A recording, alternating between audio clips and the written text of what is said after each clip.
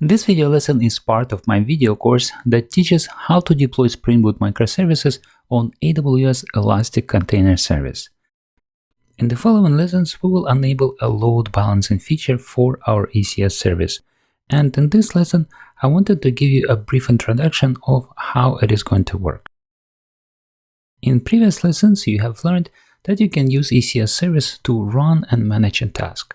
And if needed, we can create a service that can start and manage more than one task.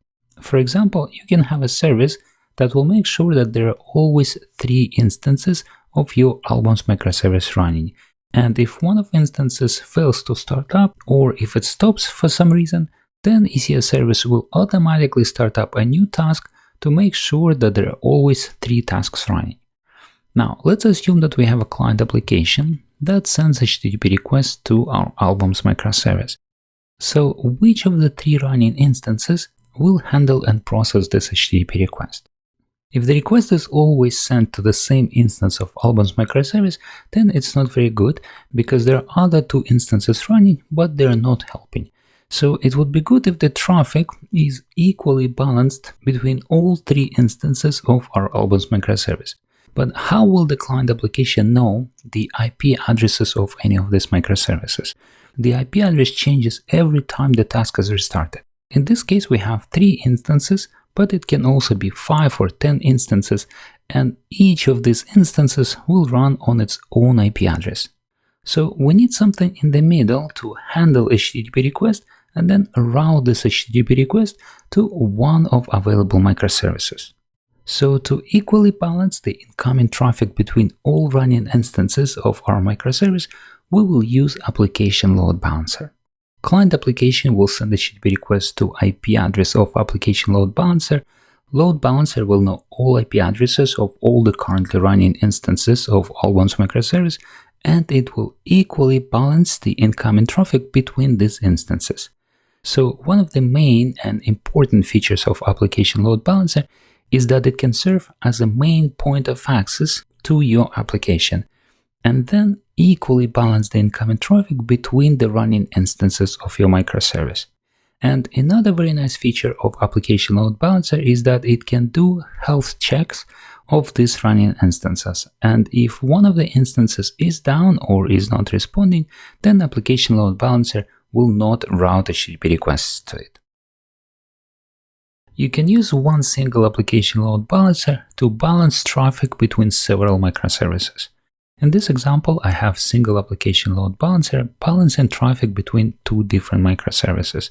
In the top right corner, I have ECS service that runs 2 instances of Albums microservice, and a little bit below, I have ECS service that runs 2 instances of Fora microservice. And this is possible because we can add to application load balancer different listeners with different rules that will allow us to route incoming traffic based on domain or based on URL path, for example.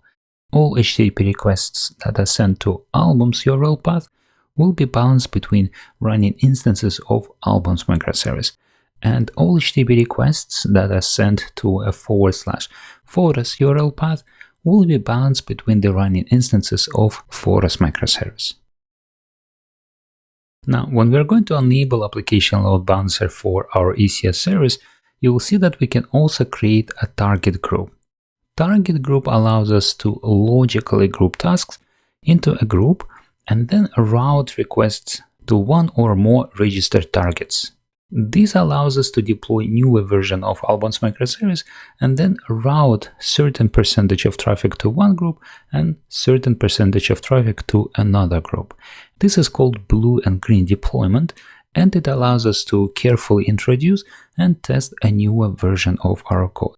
Initially, we will route only a small percentage of traffic to a new group, and then we can increase that percent a little bit more, test it a little bit more, and if all is good, we can then increase that percentage even more. And finally, if everything is working well, we can route 100% of traffic to a newer version.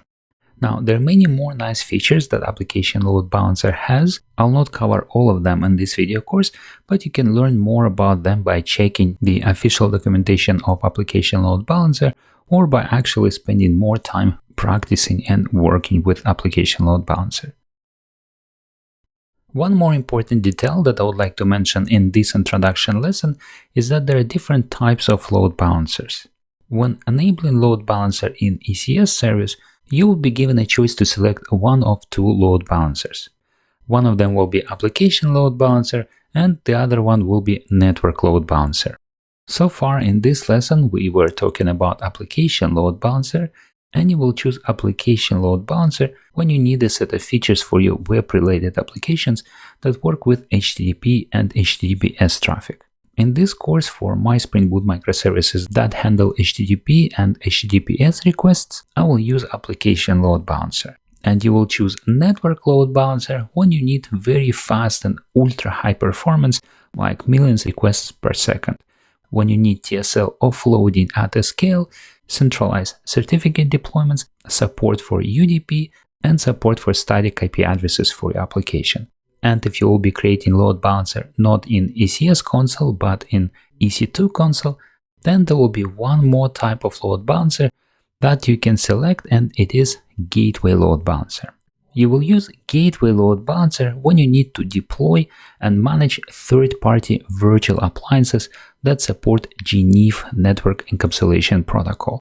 So the gateway load balancer is used for distributing traffic across multiple virtual appliances while scaling them up and down based on demand.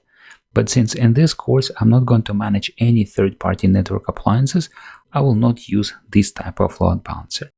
Alright, so this was a brief introduction to load balancing, and in the following lectures we will enable application load balancer in our ECS service. Okay, so let's continue.